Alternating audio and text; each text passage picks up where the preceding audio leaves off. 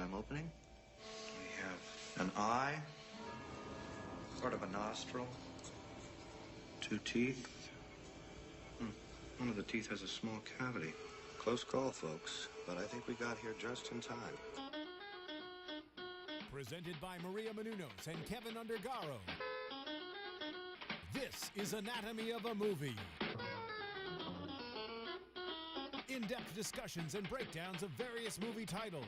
And now that you've seen the movie, let the dissection begin.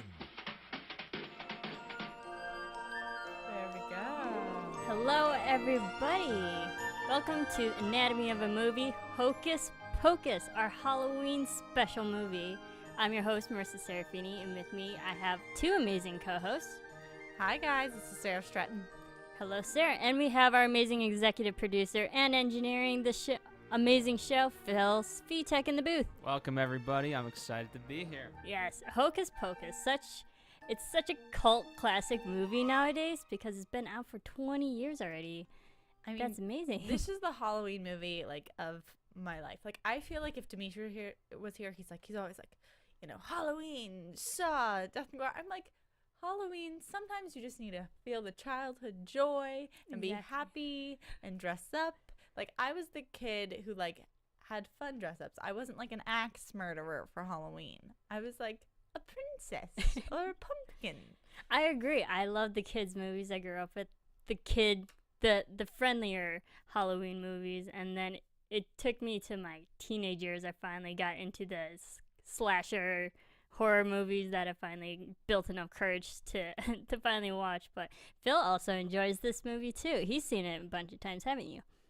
Phil has. I know he has because he's told me he has. I mean, I don't know what's going on. But I feel like, for me, I will watch this movie every Halloween, whereas with the slasher films, with the horror films, I have to, switch off. I don't watch Halloween every year. I'll watch it every couple of years. Mm-hmm. I'll watch a scary one every couple of years. But this one is, tradition. I watch it. I watch it with my friends. I watch it with my family, everything. And I think that a lot of people, despite the horrible reviews it's gotten by critics, everyone else seems to love it. So, critics can sometimes shut their mouths a little bit. I agree. Every October, the first or second day of the month, me and my friends would always text each other. It's it's October. That means Halloween. That means Hocus Pocus and Halloween Town and all those kids' Halloween movies that we grew up. The whole Disney lineup there. Exactly. So, and you going back to what you just said, that this movie didn't get the best critical reviews when it first came out because it was released in July 16th, 1993, which I thought was interesting why they released it on a summer date, even though it's a Halloween movie in the U.S. To me, it's when you research this film, I feel like they just had a mixed sense of faith in it. Because originally it was proposed to be a Disney Channel original movie and just air on TV. And then someone said, wait, I think this has the standing legs to go on its own. But then they didn't give it the full push and let it come out at Halloween. They pulled it back to summer. And I think that was because they mentioned that Nightmare Before Christmas also came out in 1993. And that one did come out in October. And looking at a couple of the other movies that came out in 93 were Jurassic Park, Mrs. Doubtfire, The Fugitive. We also got Sandlot in the kids genre, Groundhog's Day, comedy, Robin Hood Men in Tights. So film was kind of all over, but there are a lot of movies that have really stood the test of time from that year. I wish that they had released this in October and really given it the platform that it deserved because people loved it. I agree. I think had they released it at the proper moment in the proper month, that they would have had the kids demographic as well because kids love to dress up. Halloween is mostly for the kids to have fun at night, and then if they didn't have that as much as well as they could have in October, had they had that, and because they had it in July, I think they would have got better reviews offhand in the first hand. But over the years, there's been a lot of reruns, thanks to ABC Families and a bunch of different networks rerunning it, and it's built a cult following since then. It's the demand of Halloween movie. I know that right now it gets about $1 million in the month of October every year in DVD sales. So constantly, for 20 years, it's $20 million right there. And I know we talked about the budget think we found it's like $28 million for this film. So just on their DVD sales alone, not including the theater, not including all the TV play it gets, it's almost made up that money. Exactly, and that much amount of money today is greater than it was back in 1993. That's true. And so, but this movie directed by Kenny Ortega, a pretty famous director. He well known for the recent High School Musicals. Newsies he directed that right before this movie, and he also directed a few episodes of Gilmore Girls. So he has that musical kind of fun, witty humor kind of experience in directing, and I liked his style. It was for this movie, for a kids movie. It's a movie that kids can enjoy and adults. It's not complicated that you can't understand the plot points or what's going on. It's a really fun, kept my attention throughout the whole movie, fast-paced direction. Yeah, I think one of the best things that Kenny Ortega does and the writers do is that you're constantly in this state of disbelief and believing, and they're tricking you at every corner. Throughout this film, it's always you're led to believe like that Thackeray Binks as a cat dies and then he inflates. You're led to believe that Billy is going to attack them, and it's constant. It's every couple of minutes you're getting something wrong or right, whether it's are they really coming back, is how they deal with the devil, all of it. It's constant surprises, and I think that can it just keeps you on your toes.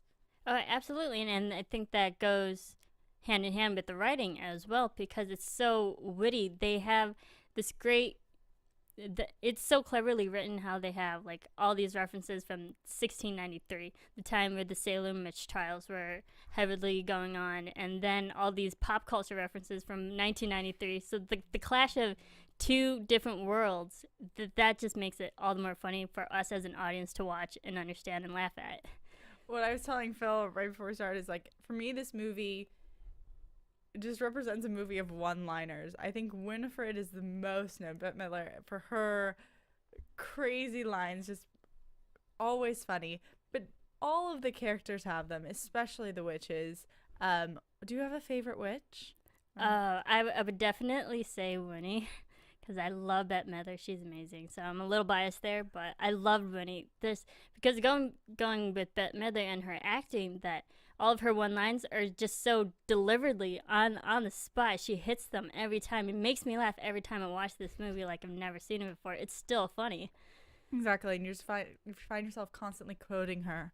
Just like, ooh, kind of like, this is the problem. This is going to be the problem with this Anatomy of movie. I'm sorry if I just start quoting the movie like crazy. I'm really going to try I'm not fine to. with quoting it. But there's so many funny lines because, for example, when they're finally they come across the Black River, and Winnie's like, it's a road. It's so funny. She is the brilliant. See, my favorite was always Sarah. And I think it's because I knew everyone else's favorite was Winnie, and maybe because my name is Sarah, so I had some sort of biased predisposition to like her. But I always just found her so curious, and now as I watch it when I'm older, like when I was younger, I liked her because she was the singing one, and because she was always had so much energy, and I wasn't scared of her. I think part of me when I was really little was scared of Winnie, and I thought that Sarah kind of just wanted to be nice to everyone. And now when I look back and watch it now, I'm kind of like, okay, Sarah is probably the most inappropriate of all of them. Definitely. But she, growing up, was always my favorite. I think you can't go wrong with like Bette Midler. But let me ask you guys this. Ironically enough, James Cameron kind of brought up this point when Titanic was re-released, right? Years later, we all remember, you know, kind of where we were when we first saw the movie, and then it's interesting to go back years later and how far we've grown, and how, you know, specifically to Titanic, how your ideas about love have changed.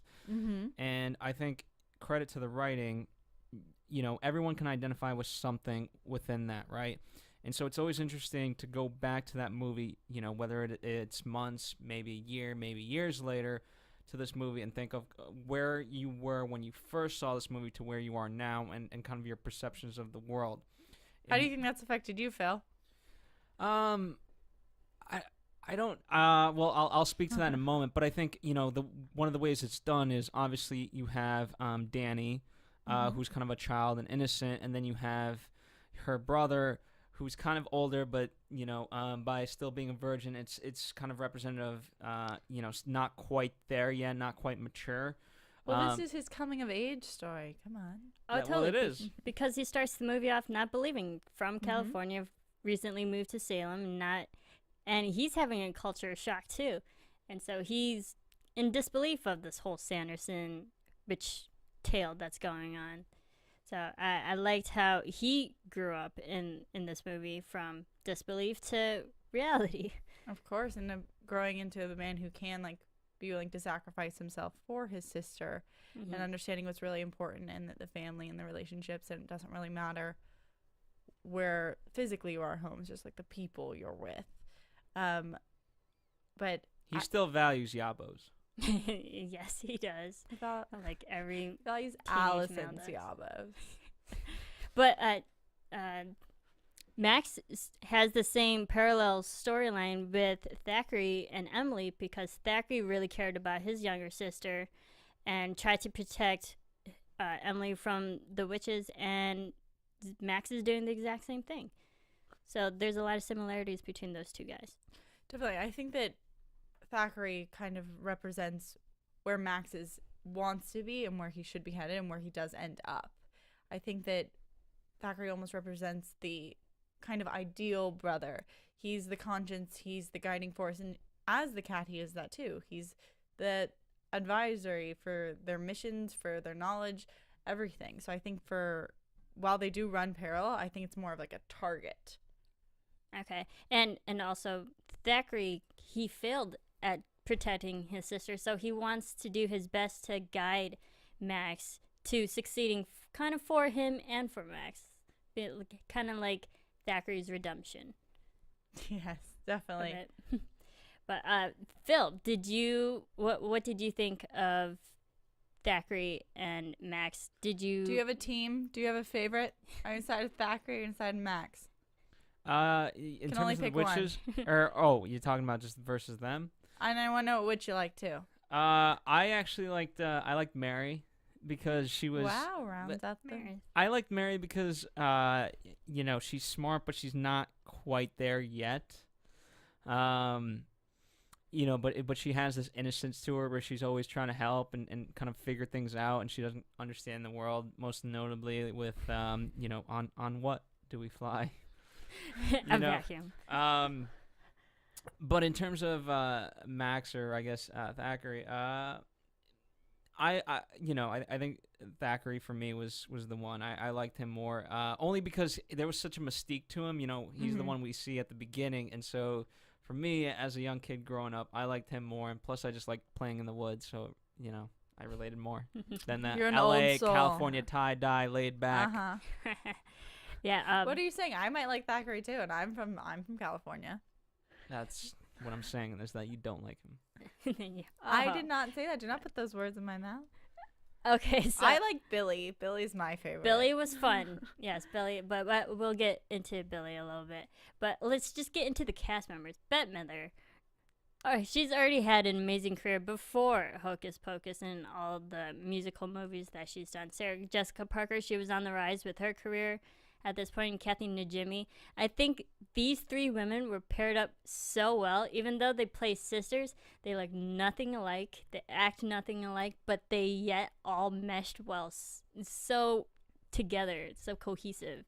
Yeah, I think that's obviously a huge part in the actors, but also in the writing. Just how distinct they made their characters, and really, they just fully committed to believing in these crazy witches and their absolutely insane point of view. And I really did feel like they embraced thinking that sprinklers were the burning rain of death. Burning rain of death.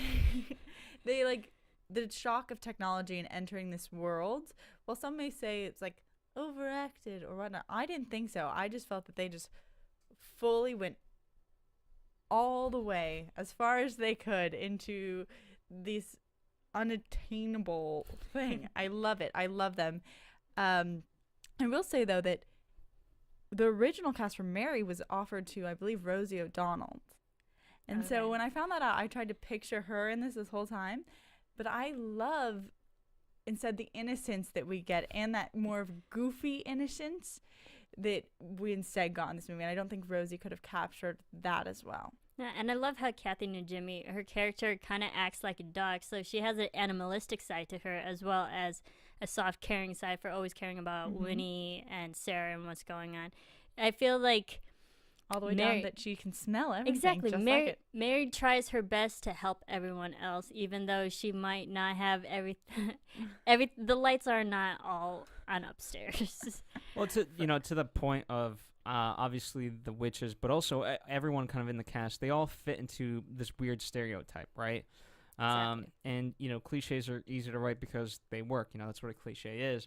However, they do it in such a way, and it's a combination of obviously the writing, directing, acting, and also say editing, where it doesn't come off cliche, and yet through that combination of each of those things, each character is so distinct, and right off the bat. I mean, again, within the first few minutes with the whole backstory of the Sanderson sisters, each one's personality, each one's power, and things like that. And so it sets you up for moving forward, so that way, when you are kind of, especially in that scene, waiting for the black flame candle to be lit, you don't quite know what you're going to get, but it's not going to be good because of what you've already seen and, just a hint of that power. I mean, I think what we see is that the main characters are very straightforward with who they are, and their personalities are very, as you said, like kind of cliche, kind of stereotypical. But then in order to counteract that, what the script does is constantly, as I said before, add little twists, add little surprises that you don't expect. Specifically when like Zachary Banks inflates or any of those little things, that's how they keep it from being too obvious all the way through. And they very strategically plan that, like every couple of minutes there's a new little twist or turn. It's not constantly forward motion, it's always adding these little surprise elements. And the surprise supernatural elements, and also the realistic elements of just being a human being, because we see Max getting kind of bullied in high school, all these real problems that kids go through nowadays. So there was a nice balance of the supernatural aspects that are unbelievable, but then the real life, and that makes the movie all more real and more relatable to everyone. Well, you need that in film. Like, you need some sort of realism, or else there's nothing to tie it down. There's nothing for you to personally relate to because you can't imagine it. And they do that with the relationship with Allie and with Danny, and even the sisters' relationships amongst themselves. Yeah, and I feel with the three sisters, you have the one strong one who is the leader, the one slightly ditzy one, and then the one who just tries to help everybody. And that's what we get with Winifred, Sarah, and Mary. So I think that they balance all the characters well. I think that how they set up, how we get the rise and fall, how we get the fake satisfaction in the middle where they think that they've defeated the witches in the burner, and then it plummets right back down again to them being in this naive position just like they were in the beginning. All of that's framed very well. I want to talk a little bit about the planning of the scenes, the plot, how it's driven, and also more of the technical aspects, lighting, sound, whatnot. If you don't mind, do you want to start with sound? Yeah, the sound. There was great supernatural, the candle being lit and all the lights going out, and the sound effects, the attitudes, like it gave that scary moment of like, oh no, something's happening, evil's gonna come back. So I thought that was pretty fun to watch. Yeah, I mean, I always have to think about this in the fact that this was filmed in 1993, and for the sound effects, they were on target. They were the things, but I also liked, for soundtrack wise and for everything, the aspect of music that was intertwined into this film. And I think that it comes from the fact that Kenny Ortega did do Newsies. It has now done High School Musical and This Is It. He has such a connection to full music, and this movie lends itself to almost being a musical. And I know there's a grassroots movement out there right now for there to be an official Broadway musical. I know that they've mentioned trying to get Bette Midler on board to produce. If not, I would like her to be in it. That'd if be they amazing. make it. I mean, she's still alive. Sarah Jessica's still here. They're all still alive. But just make the full musical. It'd be great. But because we've already got, 3 or 4 songs that are actually sung and intertwined into this. And I think they do it in a way that it doesn't pull me out. It seems realistic. It seems to flow with the plot. It doesn't seem like, oh, it's a musical number here. It just works. And the way that they sang it, it wasn't distracting. It was for a purpose. The first song, the first major song with Bette Midler singing, I'll Put a Spell on You. After the Skeleton Man's version of it. Yeah, and there was a quick moment where they shot to Winnie, and her face was just like, oh, I could sing this song so much better. I'm like, please, Bette Midler, just do your thing. Go up on stage and just show him how it's really done. And she goes and she sings it. It's fun, and I love how Sarah and Mary just go in back, just like backup singers. Well, it's captivating, but it's not too much. I just feel like this whole performance, like sometimes when you see someone sing in the middle of a film, you're like, okay, this could be shortened to about 20 seconds. Like, I like that they show from the beginning of that song, from her big entrance all the way through where she's like basically taking the round of applause and exiting. Like, you get that full performance and that full Lauren, and the fact how they tie the Skeleton Man song into still that spell-like lyrics that we get in the back, and we get them even chanting back and forth, which is kind of a reflection on the beginning when we get them singing to the townsfolk all in the news right before their first performance that no one will listen to. So I just like that they maintain the spells with the music and intertwine those elements. And it was just entertaining, especially as a kid. You love to be able to sing those songs and chant them back. I still love to sing them now. And every time I hear I Put a Spell on You, I just think of Bette Midler and Hocus Pocus. I don't think of any other version. Because it's a famous song, written by Jay Hawkins. Nah, no other version exists. Just Bette Midler's version. No other ones. And that was so cleverly and well done. It wasn't distracting. It was entertaining. I think if you're a kid, when you're younger, you might get a little bored or lose interest, but then when you throw a musical, that just gets the kids back, like, engaged again. Exactly. And then we also have the other famous one is Sarah's song, her luring ability. Her one thing that she kind of contributes to the group is that she can sing this song to get children to come. It's like a siren song. A siren song for children. And it makes sense because she is the siren of the sisters. That's her whole thing, is she wants to be able to lure like boys and everything to her. And that's what's gotten her in trouble with Billy. She dances devil. It goes straight through. So the fact that it would be a siren song fits perfectly. I used to sing this song as a kid. Like, that was the one I would sing after this. And I would think it sounded so happy and which I guess is the point. It's supposed to sound alluring and happy. And I wouldn't say happy. I'd say creepy and mysterious a little bit. There's some creepy elements to it, and I don't find it creepy at all. I feel like, I think soothing. That's the whole point. Or like a lullaby, kind of, right? Lullaby, yeah, exactly. Again, Are you soothed by this song? Is that what you're saying? Are you allured to Sarah? Okay, but think of the pitch. Think of how think of the tempo, all those different things. It's very calming. It's not unlike I Put a Spell on You. It's slow, there's not a lot of instruments in it. And so, yeah, it's just kind of mainly her voice and bring you to it. Well, that is true. It's especially focused on her voice, but also the soundtrack of that song plays in multiple times throughout the movie, I'm pretty sure. Yeah, and the music for that particular Sarah's theme, the music was by James Horner, who's well known for Titanic and a bunch of films. And the interesting thing is that I Put a Spell on You was for adults, and then Sarah's theme is for children. So they're drastically different. And then, yeah, that was all for songs, right? Music. Yeah, songs, music. I did like the kind of chant that the three sisters did near the beginning of the movie when they're enchanting Thackeray. Or trying. Turning him into a cat. Oh, that part. twist the bones Bend. and bend the back. Nothing. That would, like, every chant that they do is in a sing-songy voice, which is actually pretty fun to listen to as a kid. Definitely. It's entertaining. It's entertainment. This movie is just, it makes me happy. I don't know how to say it. Yeah, and so let's talk about a little bit of the practical effects in this movie.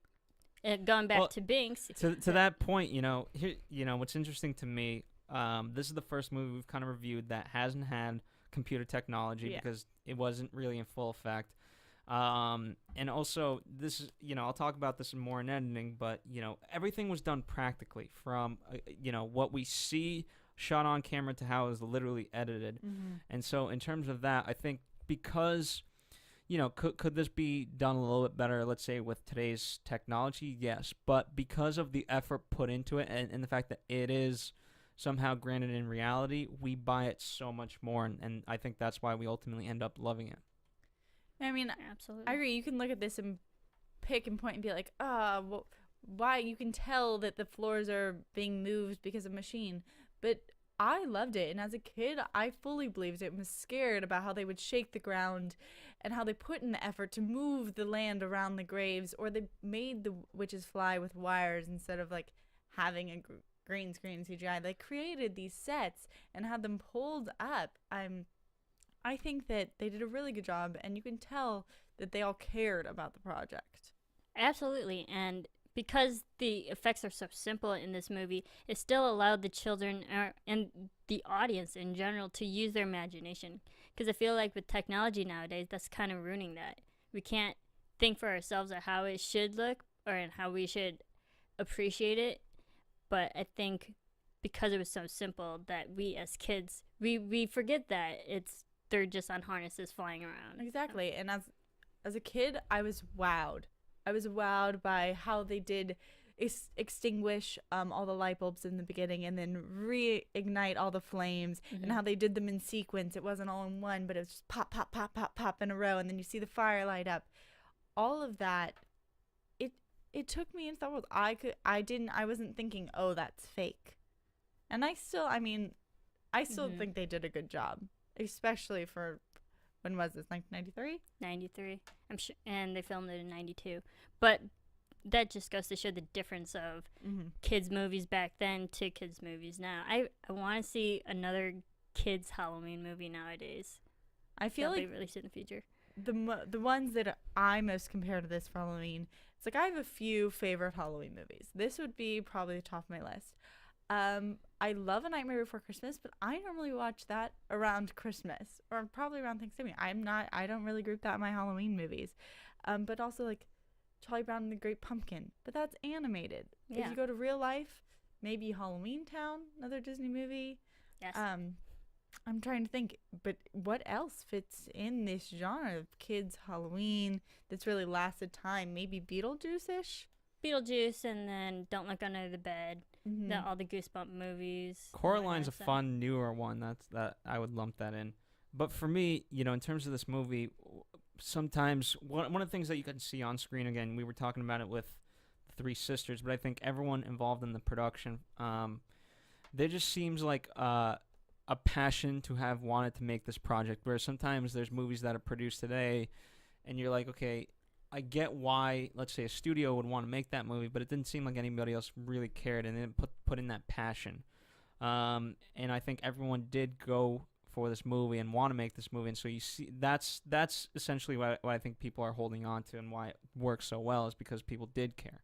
I agree, and you can tell in the acting that they were all there because they wanted to be, because they were having so much like fun. Exactly, the actress knows that whatever the movie is, the story, the writing, it is ridiculous. It's ridiculous to watch and listen to, and being an adult from an outside perspective, to be like, what is this? This is just crazy. But actresses knowing the kind of craziness they're getting into and really just want to put their all in. And Bette Midler even said in an interview, this was like the most fun she's had on any project up until the Hocus Pocus movie. And that's fantastic, especially from coming from such a successful person. They've been involved in so many things, and at that point she'd been on Broadway, she'd been in film, and I think all of those really her past experience really lended her to this role in that big persona, because to me it was like she was basically on stage. It was that big voice, that big presence. Sometimes they say that, you know, film is made in the close-up, and she does have great close-ups, like her death stare, her teeth, all those things. But also her wide and her medium shots are great because she just has this presence where she's just taking over the room. She's standing so tall, and there's so much of their personality is not only captured in their face and in their lines, but in their movement. The fact that, you know, Sarah's always like jumping around, and I feel like her arms at certain point are like attached to her body. They're just like. Well, you bring up an interesting point in terms of how it's shot. I mean, you know, and that she has a theatrical background, right? It does seem very theatrical in the sense that a lot of the stuff that we do watch is in typically wides, maybe a medium, and very specifically to go to a close-up. I think of remember the first time Max hears Thackeray speak as in cat form. Mm-hmm. They go to that close-up of his face with just the eyes in wide shock. So they use it very strategically for a comedic effect. But I think using the wides and is a byproduct of A, there's a lot of physical humor, but yes. B, by doing that, we're just seeing kind of life lived, and also we want to see the reaction of each of those characters at that moment happening, and a lot of it is, for example, especially with the sisters, right? Because as we talked about the one-liners and the comedy, if you chopped it up where you go from Winnie to Mary to Sarah, whatever, it would feel like you're manipulating the performance to be funny, whereas by seeing them in one continuous shot, they are funny, and so therefore it is that much funnier. Exactly, and to your point, it's because when you see them in the wide shot, because they have these different personalities, you can get the reaction shot, and the fact that all of them have such different but such specific reactions, that's the humor, that's the funny.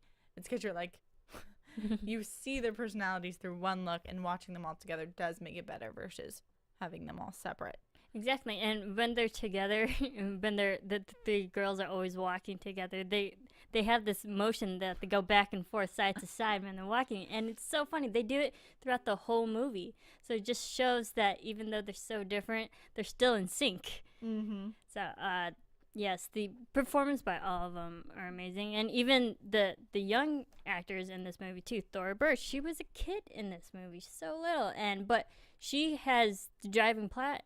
Pretty much, she's the driving force because she convinces Max to go to the broken down museum or the closed down museum, and she kind of objects to it. She gets him there and starts the whole. Allison's story. yabos convince him. Yes. Okay.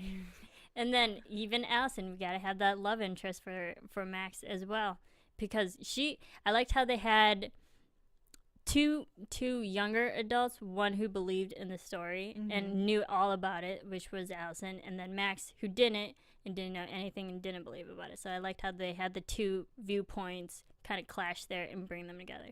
I agree, and that works so well. And then you have Danny kind of caught in the middle, where she's just feels like lost and confused, but then she's the first to kind of really commit into this new world. Like, she is the one who comes up with the idea to pop up and pretend to be a witch, and she's very smart, and she is accepting of like Thackeray, like, and maybe that's because she is like the kid in the show, that she can just like access this world like more easy than Max, who has to kind of come to terms and like, deal with it. He deals with it on a slower pace instead of jumping in. And even as a kid, she was so precocious, and she was even telling off Winifred, "You're ugly, and you know it."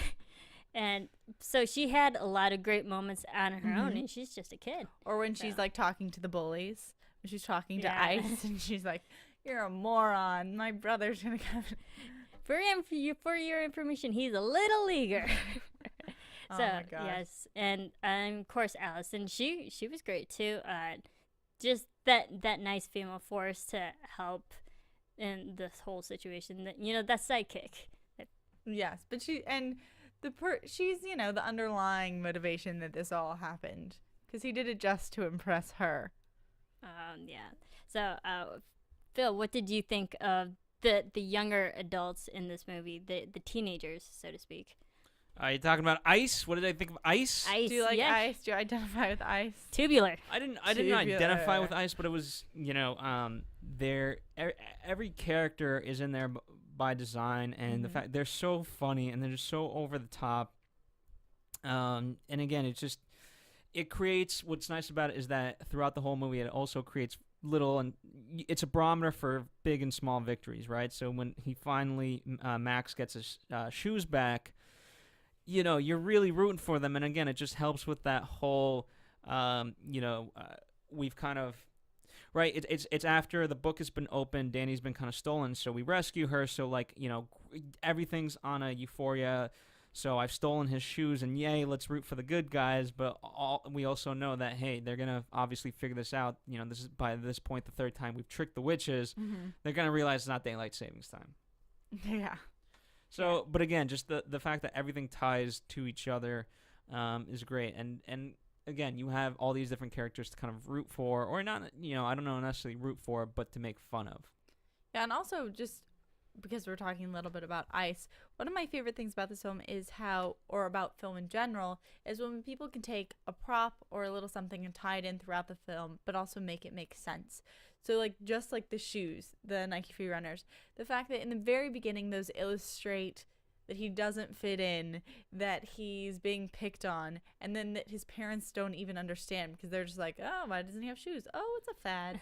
And then that crosses over to them still smelling like Max, so the witch is finding them, and then that's what gets them trapped, and then to him reclaiming those shoes when he's kind of bested them. The fact that can tie through in so many different ways and lend to comedy and lend to setting and lend to plot, that's a really good use of a prop and something coming full circle and being planned out. And so I like it when people can do that and keep that in mind, because that's such a little thing when you're thinking about, oh, how am I going to make this witch fly? How am I going to make all of this other stuff happen, that you can just also focus on the little things. And absolutely, and that also goes hand in hand with the book, my book, because that has all of Winifred's spells and potions recipes that she's pretty much powerless without it. And we have it in the beginning of the book, turns Thackeray into a cat, so that just shows so much power throughout. And then once she loses that, that's another driving force why she's after the kids and after the book, in order to lure all the children and stay young forever. But and that book just ties out throughout the whole movie, and that also helps with when she finally thinks that she lost it, and Max and Allison have the book open. That's just another driving force to get back to the book. Yep. So that goes throughout the whole movie too. Well, what I also, in terms of the book specifically, but there's also other objects. The fact that people do put such an emphasis on that because they're not trusting themselves, right? For example, Winnie and the rest of them, they were saying like, hey, let's make the potion by memory. And they had it until Winnie gave up on herself, right? Or they just certainly didn't. Well, they didn't want to listen to Sarah because, she was like, I remember it was like yesterday. You were in the back dancing idiotically. Exactly. And they could have pieced it together. But again, Winnie, to some extent, had too much pride because she didn't want to listen to Sarah or whatever. And also she has a very, I think that the reason they chose to make the book actually have life in that it has an eye that opens and seems to have a mind of its own is because the power that it has over Winifred. She loves that book. She loves that book as much as she loves her well, if she even loves her sisters, no, who knows. But I feel like she cares about the book way more than she cared about Billy, way more than she cares about anything. So the choice to show that relationship in giving the book actual life is a fun thing. They didn't have to do that. It could have just been a book, but to add those things giving it an eye, giving it this power to create light and to be able to flip its own pages when she asks questions, for the book to be wanting to get back to its master. It's okay. Do you think derivative? Lord of the Rings, right? Okay, I was just gonna ask that derivative of Lord of the Rings. Yeah, it's the book has a mind of its own. The book wants to get back to be with this Winnie. master. Yeah, it wants to be used for spells. It wants this power. And the thing about the book is that we only see maybe 3 different pages of the book, but it's a huge book. I I don't know. I just wanted to see what else was in that book too. It reminded me of The Bound of Skin book. Yes, it reminded me. I don't know if you've ever seen the show Charmed, but the Book of Shadows. Oh yeah. That's a very important object that they're kind of helpless without it too. Yeah. But and in that book, in that show, can ward off evil, knows its master, and can open books and flip to certain pages on its own too. So, Master. Yes, master. So That's my transition into master. master. Master. Satan. Yes, Master Satan. Oh, is that what you're saying? Of course. Yes, great Master cameos Medusa? by Gary Marshall as the devil and Penny Marshall, who's well known for being Laverne in Laverne and Shirley. Yeah. That was just a nice nod to the adults who were watching. True. And maybe that's why as a child I really didn't like this scene. This scene has like grown on me. Like if I had done this show, Anatomy of a Movie, when I was like 5, I'd have been like, why aren't they singing the whole time? The witches are scary. But now, and I would have been like, I don't understand why the devil's in there. Now, looking back, being older, seeing the worrisome of the wife over him dancing with Sarah, all of that makes so much more sense. Watching the baby and the dog and the clicker and her pointing then the clicker at the wife, all of that clicks so much more. It's so funny because they probably never seen a remote before, so they're just clicking and pointing at anything. And thinking it has all this power. Exactly. And I loved how they showed a more positive side of the evilness because devil, Satan, that's someone you shouldn't be revering. And also there was a line where Winifred was like, oh, I've been to hell. It was quite lovely. Thank you. So they're showing, I don't know, a more positive aspect of hell and those themes. It's all their perspective. It's the fact that the same reason that they find beauty in a dead man's, toes. They're like excited about it. It's not gross. It's wonderful. Yes, things to be embraced. It's like she wants to spit in the potion. This isn't a bad thing. Like if someone spits in your cup, Another it's a glorious compliment. morning. It makes me sick. Exactly. Yeah. So it's just a change in perspective, and that does carry through the whole time. That's fun. Yes. Although they all seem to care about love on some aspect. Love still, like, while daylight might be like the anti-happiness, love still seems to be a goal. They want the love of Satan. Sarah wants the love of boys or whatnot. Billy. And they flirt with their bus driver. Oh, yeah, absolutely. And going back to Billy, he gets conjured from the dead by Winnie, even though Winnie was the reason why he was in the ground in the first place. And then I love Sarah was more of the reason he was in the ground in the first place. And I do... typical sibling problems. But don't worry, when he's resurrected, they still have their little chemistry moment. She still waves to him. Yes, and no lessons learned. The thing about this zombie was that I was actually afraid of the zombie when I was a kid. He was scary. He's chasing around and having his head cut off. That's scary to watch. But then we find out he's such a nice guy. He's actually against the sisters. So another one of our twists. Another ally. Let me ask you guys this in terms of you guys say love, but for me, I think it's maturity. And in some ways, it doesn't really paint adults in a great picture because, all right, Danny says to Winifred, you've already sold your soul. It doesn't matter how young or old you are. And in some ways, the kids and innocence are revered, whereas that's where everyone's trying to get to ultimately. And so, in terms of that, I never came to a conclusion as to what it's saying about adult responsibility versus non-responsibility because obviously Thackeray and Max, they both have to kind of be responsible, protect their sisters, and through that they become men, so to speak. But I don't know. For me, that's the only one thing unclear that I'm still trying to ponder over. I mean, I think that it's obvious that the witches seek youth because they think it's like the best thing that they can get out of life. However, I think that we do see a good adult in Billy, and maybe that's because he's found it in death. Maybe it's because he's already learned his lesson. Who knows? But he is a kind soul. He is putting himself out there, even though I mean, I guess he doesn't have much to lose since he's already been dead. But it's him and, for me, Thackeray that are really the guiding forces in this, and like kind of the best forces. We see Max grow, we see Allison be able to deal, and we see Danny, she's just such a sweetheart because she is a child and does have an but she's a spunky child who's willing to fight, and she's not passive. Like Emily in the beginning, who's kind of her parallel, is more of passive. She's not really fighting back. She's sitting very angelically as this potion's taking her. Danny is fighting. Danny is willing to spit in someone's eye. She's willing to go and try and help Billy. Like, she does have a childhood innocence, but she's a fighter. So I guess my point is that I don't think she's a complete innocent in this picture, and that Billy is a good adult versus all the other adults who are too naive to, or too unwilling to believe, to listen, like at the party to their kids when Winifred's introduced or anything like that. Yeah, and the things, because they still have that innocence, they still have that belief, and adults don't. Which the thing I found interesting is, because this is a Disney movie, Max and Danny, they still had both parents.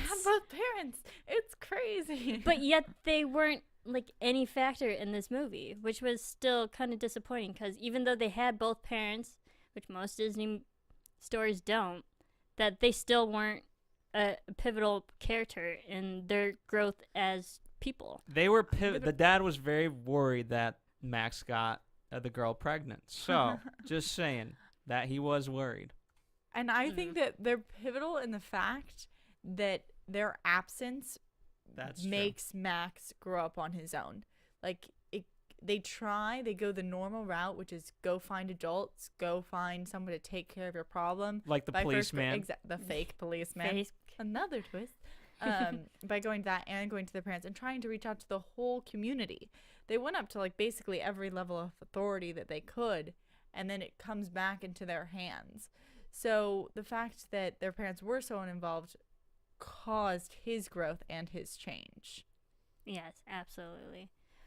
So and going back to Billy a little bit, I loved, because I said that he always scared me because of his makeup, and he was just very scary looking. But the interesting thing about Billy was the makeup was done by famous makeup artist Tony Gardner. Okay. And he's well known for creating all these scary creature masks for like Dead Evil or Evil Dead or whatever, for all these horror movies. And he also did Hocus Pocus, and he also talked about the animatronics for Binks in this movie. Now, I'm not sure if Binks was completely animatronic. We know he was at least a little bit. At least a little bit.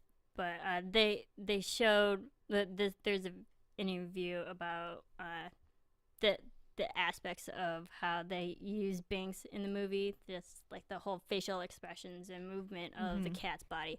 It's pretty interesting. I'll tweet out a link for that. Guys, I will tweet out a link. That sounds interesting. I mean, we know I think his makeup was done really well. I loved how they were all different for each witch.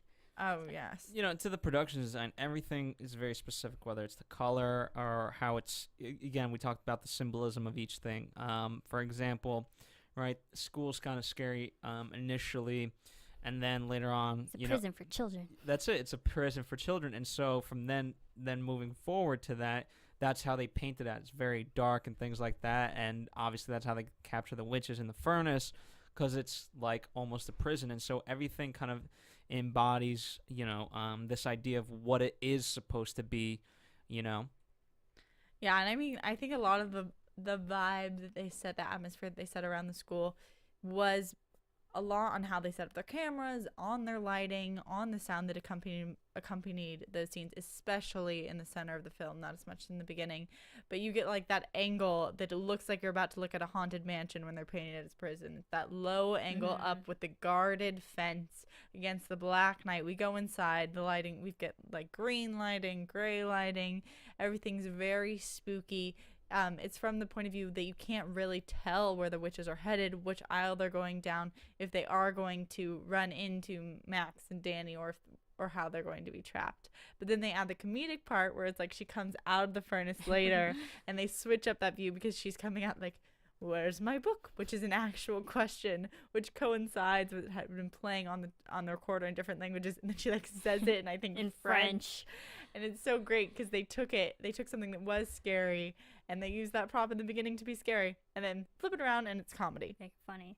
And then also even going back to daylight savings time, and they realized that the witches will die in at sunset, and so they tried to trick them by using car lights and the harsh purple lighting.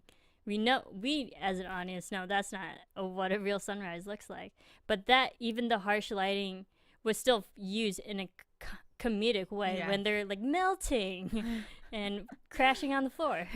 We're dying. No.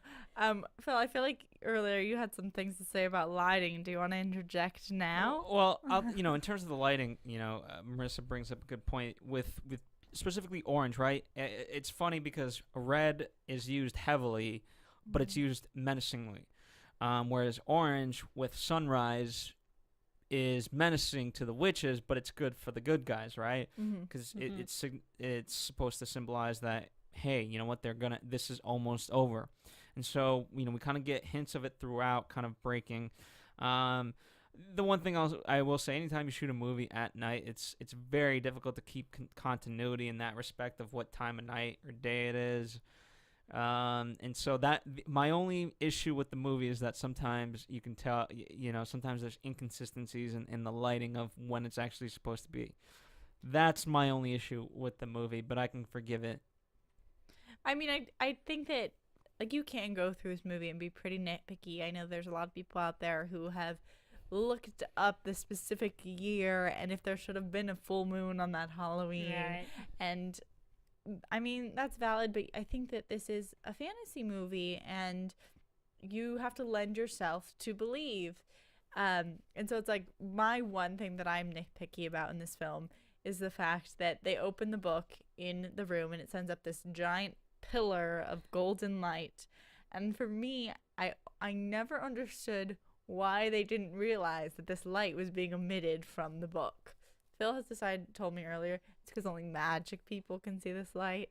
I'm trying to accept that so it will let me believe in it more. That was always like the one thing that stood out to me, and I wanted to be like, close the book. I can see the light. I can see this happening. You need to stop. Nothing good comes from the book. But when we see the two reading the book, it's from their point of view, it looks like it's just glowing. But had they looked up, they might have seen the pillar. This big beam of light. But just looking at it from a close perspective, it just like had a glowing aura effect to it, which they probably didn't even question.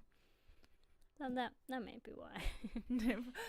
Thank you guys for trying to settle my one I guess pet peeve or whatever of this film.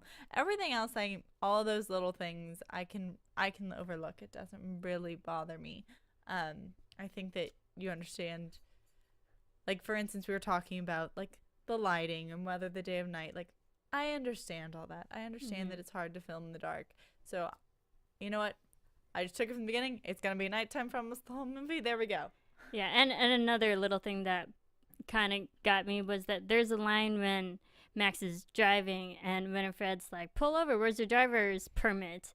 How would she know anything about driver's permits? They didn't have cars back then. That's true. It's like, also, how would she know to say this is all a bunch of hocus pocus? Exactly. And she was supposedly dead. Not alive.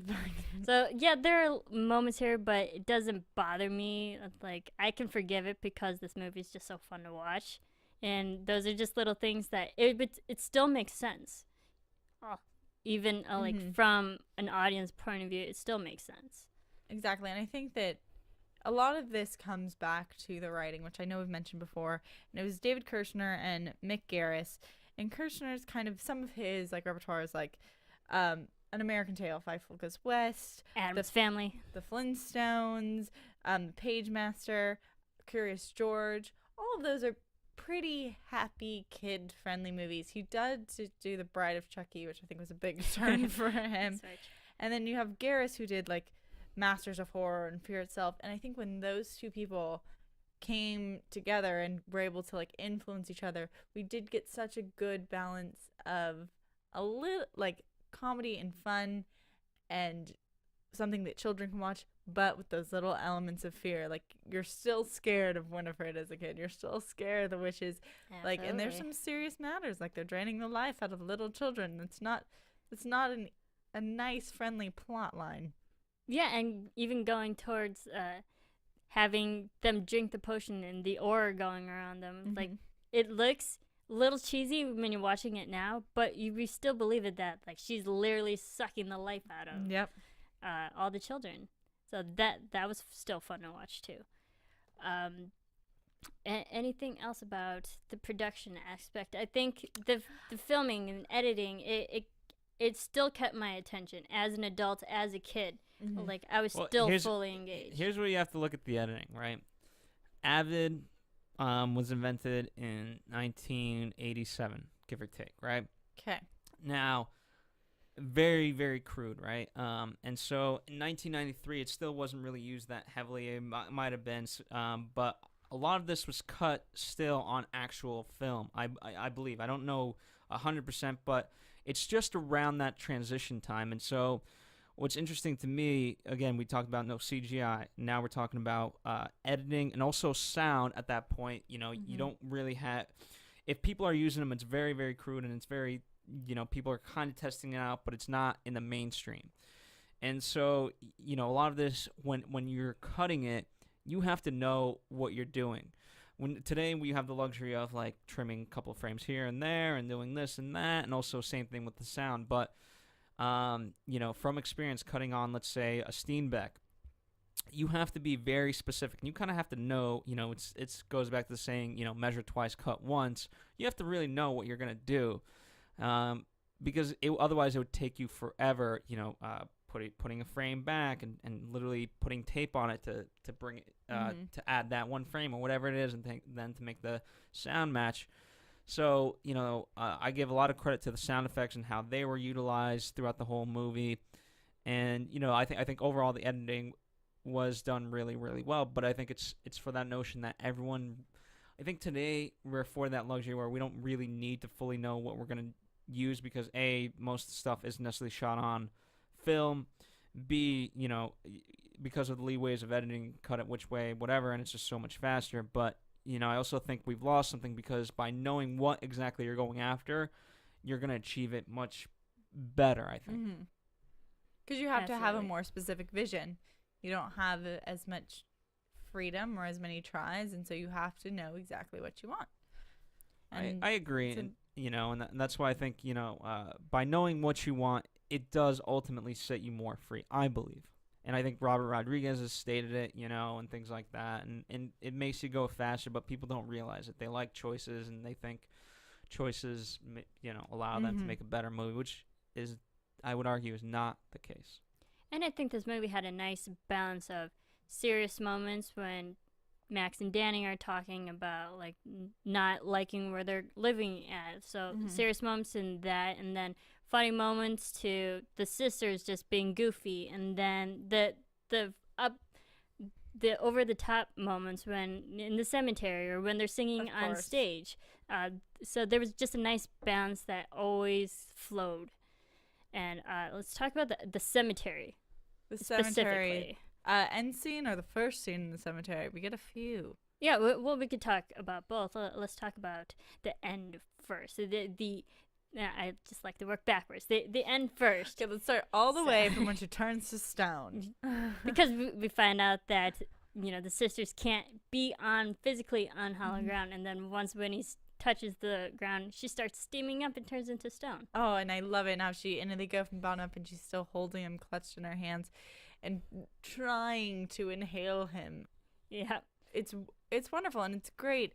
And I like that they added in that little twist, instead of just having them all go poof in the sunlight, that she is that one who's pushing till the very end and is caught between these two things that are trying to kill her. I mean, she's trying to show one, the sun's going to come up to my root, and she's still trying in the middle to suck the life out of someone. Exactly. And then her death was way more grander than her sisters. The Sarah just poofing, and even the special effects is so simple, just like a quick cut to a frame where everyone they're exploding. Well, because you know what's interesting about that, right? So her goal is to kind of live forever, right? But you look at a statue, and had she stayed in statue form, she almost would have been, in some sense, immortalized, right? Because you know, statues, you know, symbolic of kind of everlasting. So you know, she kind of achieves that goal in some weird way, but then poof, it's all for none, because obviously daylight kills that.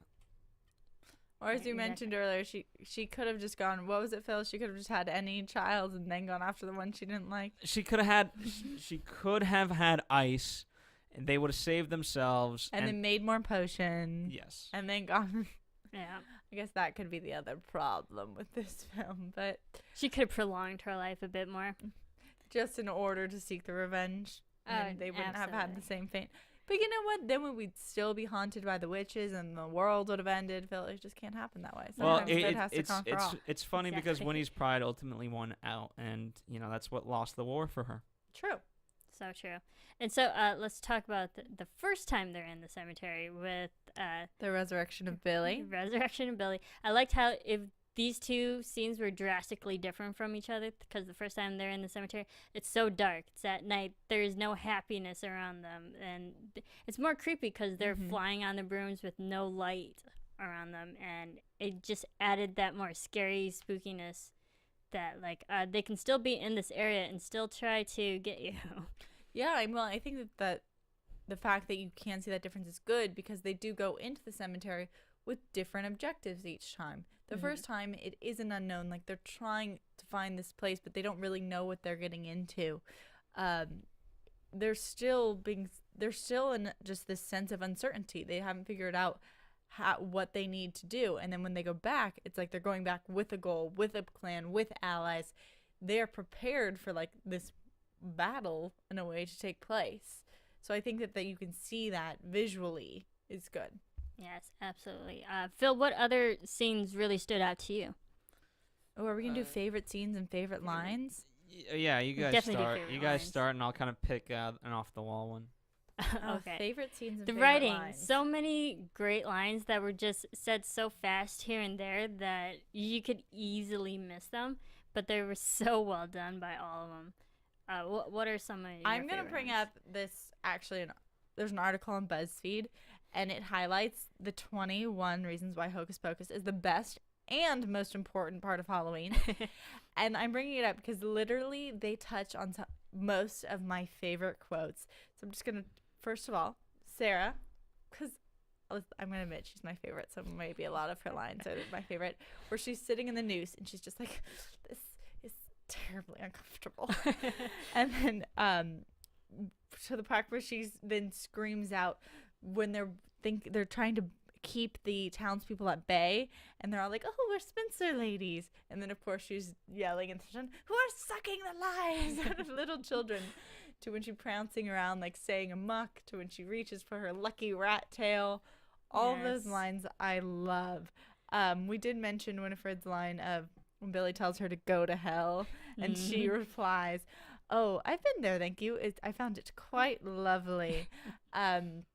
So I would say that those are probably some of my favorite. I really do like Amuck when she goes and she chants around, "Amuck, come on, come on, come on," because I think that the great thing about when Sarah's saying "amuck" is that the moment immediately right after, when he just hits her hard in the stomach, and then her face, she just literally can't speak anymore, which is all the more funny.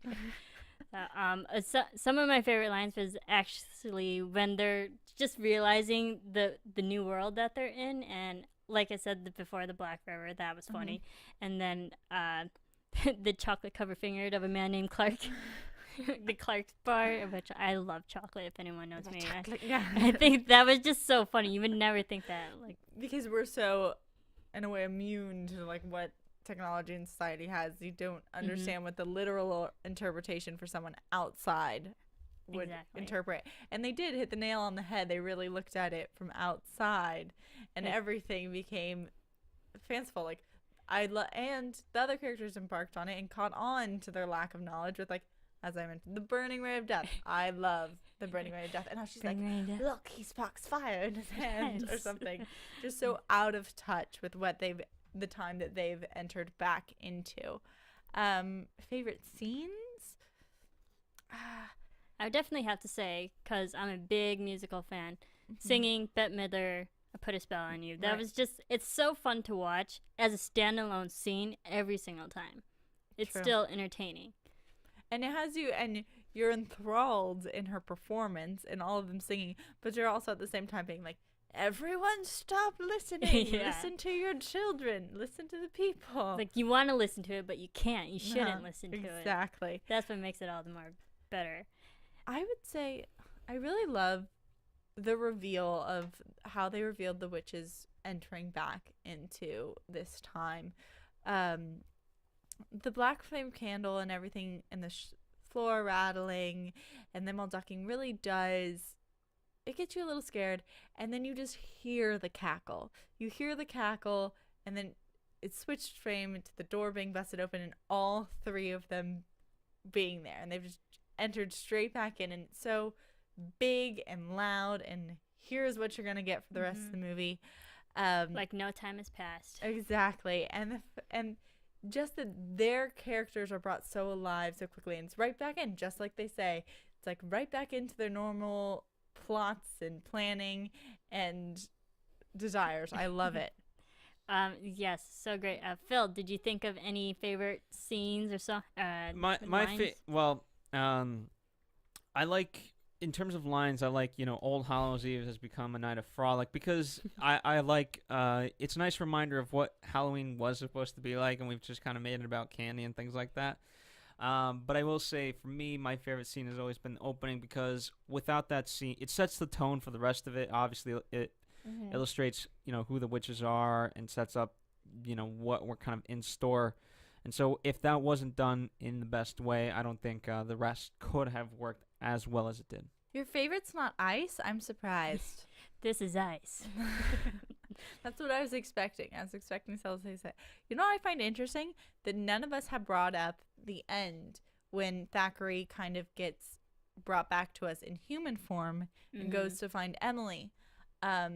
Just because you would think that's such a pivotal moment. But as we're talking about it, we've been talking about it for probably about an hour now, and we haven't mentioned that. And I find that interesting because it is something that I almost forget happens until right after I watch it.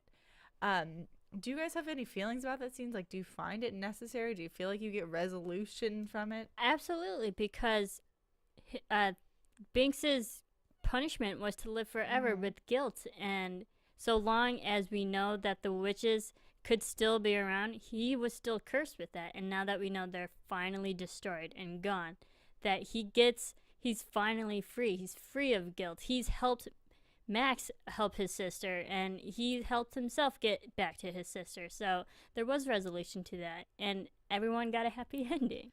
See, I guess part of me just really wanted him to stay as a cat so he could live with Danny or something, because I don't know. I just wanted him to stay part of their world. I guess it's like better for him. I guess that's what he wanted. Well, if you're a cat for 300 years, I would probably want to turn back into human form. Get over that stage of your life. Yeah. I guess that makes sense.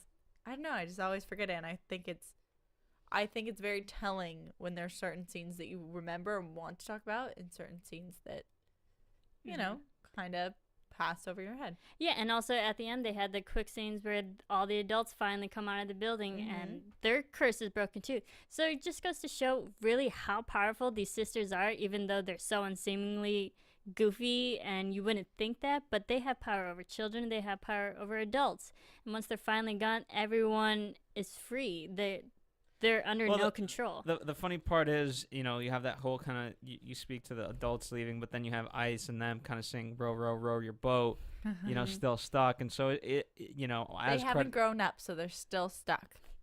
There you go. True. So, great movie for still 20 years and going strong. It's built quite the legacy, quite the following. And even to the point where...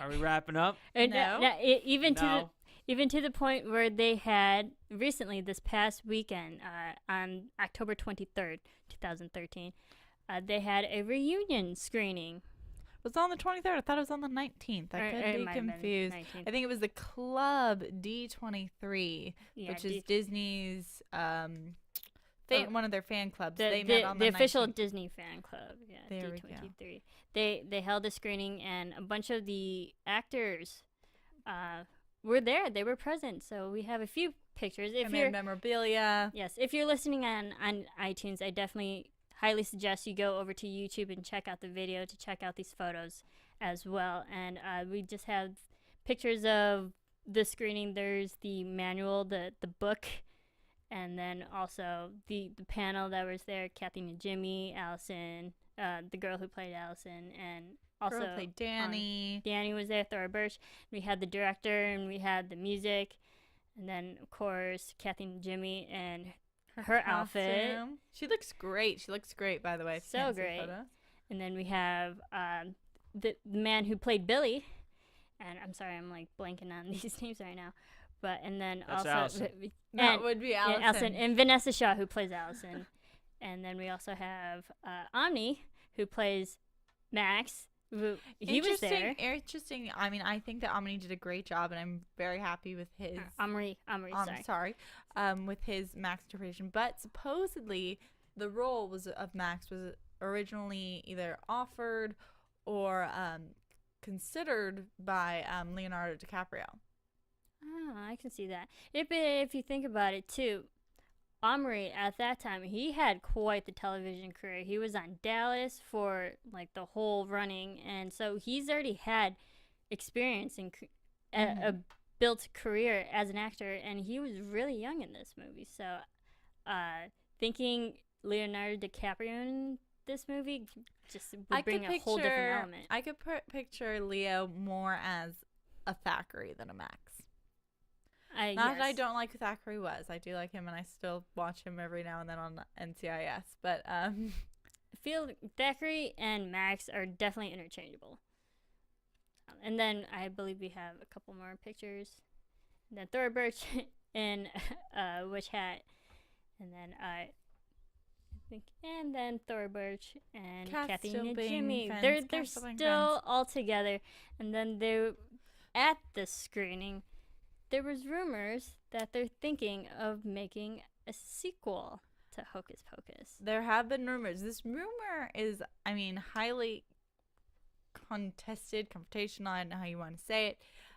It was rumored at this party, and it's also been rumored at the past that they've pitched to Disney a Hocus Pocus 2. What this Hocus Pocus 2 is about is a whole nother source of confrontation. Some people say that because the witches died, it has to be a whole new cast, whole new people.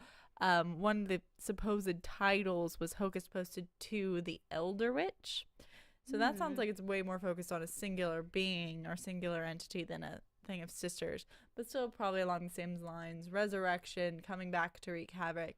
And I'm guessing maybe some similar deadlines, whether it be the sun or 24 hours or the stroke of midnight. Who knows? That always creates tension to have a limited space. But some people have flat out denied it. Some people have said that it's not happening and there's no room, since the Hocus Pocus was a definite finish. Yeah, I'd like to think that it's still in the works, because as much as I love this movie, I would love to see a second one. Even though if that means bringing everyone back and them creating a whole new outrageous story of how they return from the dead, I would still watch that. I think that I would watch it. If in my mind, as I imagine this, I know I would just continue to watch Hocus Pocus, the original, over and over again. I'm not sure if I could watch a Hocus Pocus 2 over and over again. I would rather see them make this musical version that they've talked about. I know I mentioned that they wanted to get Bette Midler to maybe produce it, but even people have signed on to help plan it, like Marissa Perry from Hairspray, Marla Mandel from Cinderella, Sarah Bolt from Sister Act. All of them have said more or less that they'd be willing to be in this production. So just to see it on a different atmosphere, maybe add a few more songs, if they could get some of the original people to at least put input, I would really like to see that. That'd be cool, because having a theater production would also create more longevity too, because Hocus Pocus, they're going to rerun this movie from years and years. So, and then now having it in print on stage, that's another years added to this franchise. So that would also be fun to see, and I love theater as well. So anything else from Phil? Would you like to see that?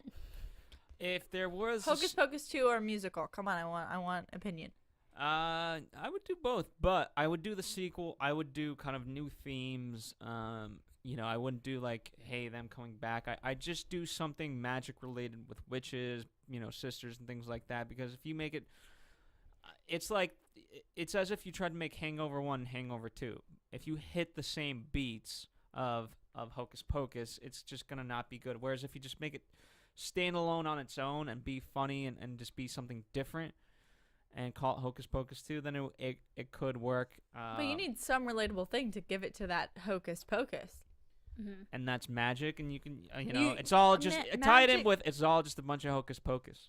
I mean, I think that if you're going to make a complete standalone movie that doesn't have any of the sisters or any of the main characters, then it should just be a totally different movie. It'd just be called The Elder Witch, not Hocus Pocus and The Elder Witch. If they relate it to maybe Danny's kids or Salem or the school or the house or something along those lines, or like someone like bringing back the magic out of at least their house, then I would say Hocus Pocus 2. But I can see that you have the book, you have all these different or things. The book, or so even the book, yeah. The book is the all-powerful thing that could, do something. Do stories from the book. That would be fun. Overall, this movie is so legendary, and it's fun to watch every single time. Is there anything, anywhere people can follow you? No. Here. No social medias? I don't believe in, I mean, I do believe it. I know it exists. I just don't really lend my time to social media as much. And Phil, where can we follow you? You can follow me at Movie Anatomy. How about that? Yes. See? And Phil's followable. And we're also going to do something really special for our Oscar month, which is February. We're going to kind of align our movie anatomies after Turner Classic Movies and the Oscar winners. So that's going to be a fun month to look forward to. Wonderful. But before that, we still got a few more Halloween movies. We've got Thanksgiving, and we've got, of course, the holidays. Of course. We can't forget that. So we're starting off the Halloween holidays, and then we're going to get into Thanksgiving with Planes, Trains, and Automobiles. And we should see what other movies in the future. You should let us know. And we love movies, obviously, and we love talking about them. So please follow us at Movie Anatomy on Twitter and check out our amazing website where we're really coming along. It's looking fabulous, and I thank you, everyone, for listening. We will see you next movie. There we go.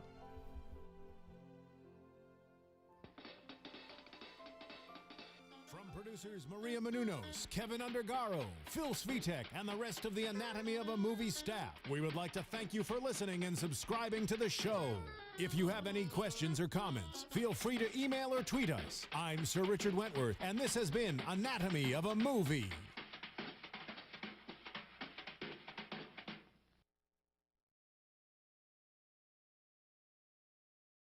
Tale that's going on. So I liked how he grew up in this movie from disbelief to reality. Of course, and growing into the man who can be willing to sacrifice himself for his sister, and understanding what's really important and the family and the relationships, and it doesn't really matter where physically you are home, it's just the people you're with. But he still values Yabos.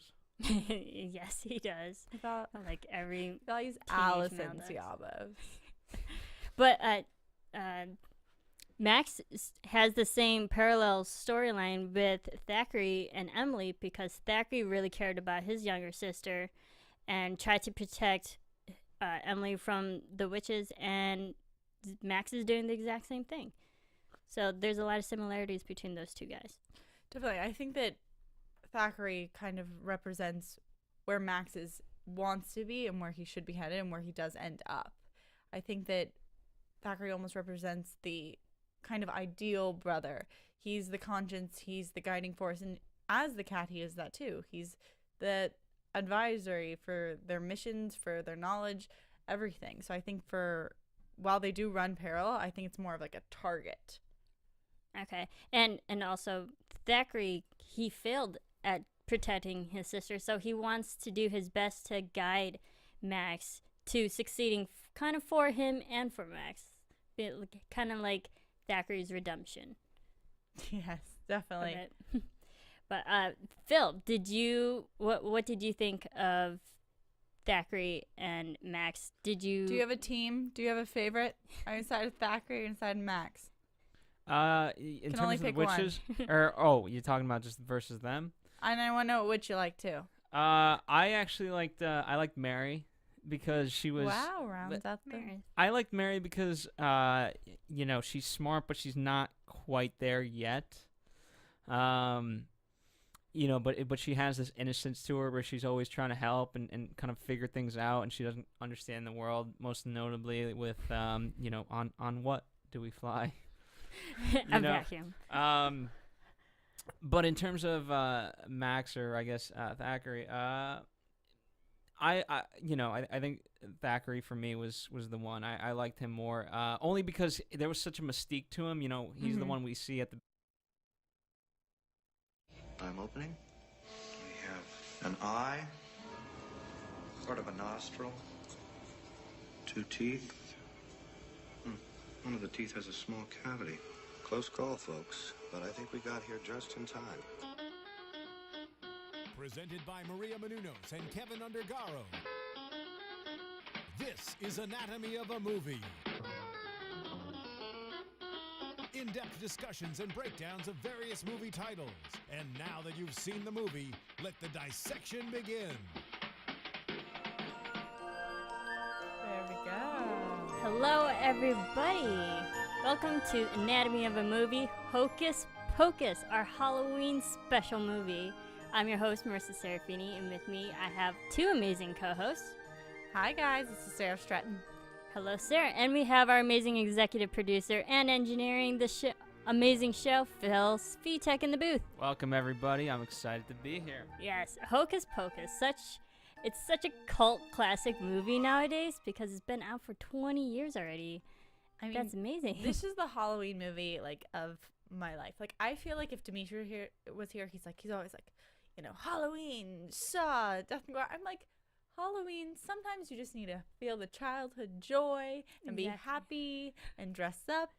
I was the kid who had fun dress ups. I wasn't an axe murderer for Halloween. I was a princess or a pumpkin. I agree. I love the kids movies. I grew up with the friendlier Halloween movies, and then it took me to my teenage years. I finally got into the slasher horror movies that I finally built enough courage to finally watch. But Phil also enjoys this movie too. He's seen it a bunch of times, haven't you? Phil has. I know he has because he's told me he has. I mean, I don't know what's going on. But I feel like, for me, I will watch this movie every Halloween, whereas with the slasher films, with the horror films, I have to switch off. I don't watch Halloween every year. I'll watch it every couple of years. Mm-hmm. I'll watch a scary one every couple of years. But this one is tradition. I watch it. I watch it with my friends. I watch it with my family, everything. And I think that a lot of people, despite the horrible reviews it's gotten by critics, everyone else seems to love it. So, critics can sometimes shut their mouths a little bit. I agree. Every October, the first or second day of the month, me and my friends find yourself constantly quoting her. Just ooh, this is the problem. This is going to be the problem with this Anatomy of a Movie. I'm sorry if I just start quoting the movie like crazy. I'm really going to try I'm not fine to. with quoting it. But there's so many funny lines because, for example, when they're finally they come across the Black River, and Bunny's like, "It's a road." It's so funny. She is the brilliant. See, my favorite was always Sarah. And I think it's because I knew everyone else's favorite was Winnie, and maybe because my name is Sarah, so I had some sort of biased predisposition to like her.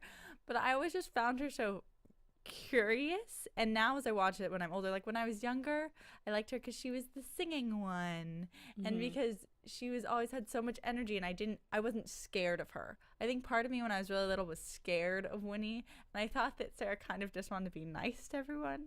And now when I look back and watch it now, I'm kind of okay, Sarah is probably the most inappropriate of all of them. Definitely. But she, growing up, was always my favorite. I think you can't go wrong with Bette Midler, but let me ask you guys this.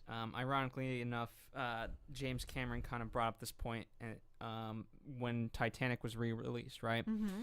Years later we all remember, kind of where we were when we first saw the movie, and then it's interesting to go back years later and how far we've grown and how, specifically to Titanic, how your ideas about love have changed. Mm-hmm. And I think credit to the writing, everyone can identify with something within that, right? And so it's always interesting to go back to that movie, you know, whether it's months, maybe a year, maybe years later, to this movie and think of where you were when you first saw this movie to where you are now, and kind of your perceptions of the world. How do you think that's affected you, Phil?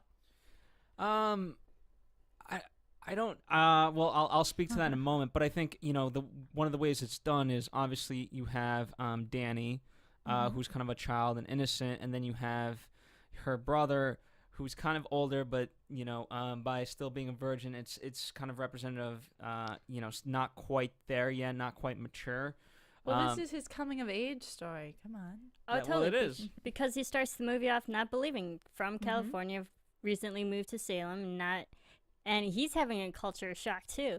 And so he's in disbelief of this whole Sanderson, which we always text each other. It's like, it's October, that means Halloween, that means Hocus Pocus and Halloween Town and all those kids' Halloween movies that we the grew whole up. Disney lineup there. Exactly. So, and you going back to what you just said, that this movie didn't get the best critical reviews when it first came out because it was released in July 16th, 1993, which I thought was interesting why they released it on a summer date, even though it's a Halloween movie in the U.S. To me, it's like when you research this film, I feel like they just had a mixed sense of like faith in it. Because originally it was proposed to be a Disney Channel original movie and just air on TV. And then someone said, wait, I think this has the standing legs to go on its own. But then they didn't give it the full push and let it come out at Halloween. They pulled it back to summer. And I think that was because they mentioned that Nightmare Before Christmas also came out in 1993. And that one did come out in October. And looking at like a couple of the other movies that came out in 93 were like Jurassic Park, Mrs. Doubtfire, The Fugitive. We also got Sandlot in the kids genre, Groundhog's Day, comedy, Robin Hood Men in Tights. So film was like kind of all over, but there are a lot of movies that have really stood the test of time from that year. I wish that they had released this in October and really like given it the platform that it deserved because people loved it.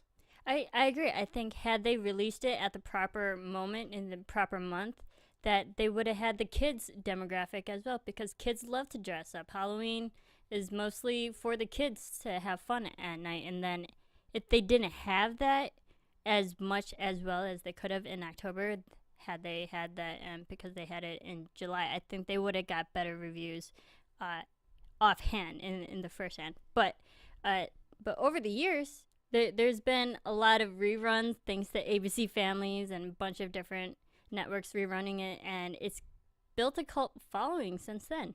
It's like the demand of Hollywood movie. I know that right now it gets about $1 million in the month of October every year in DVD sales.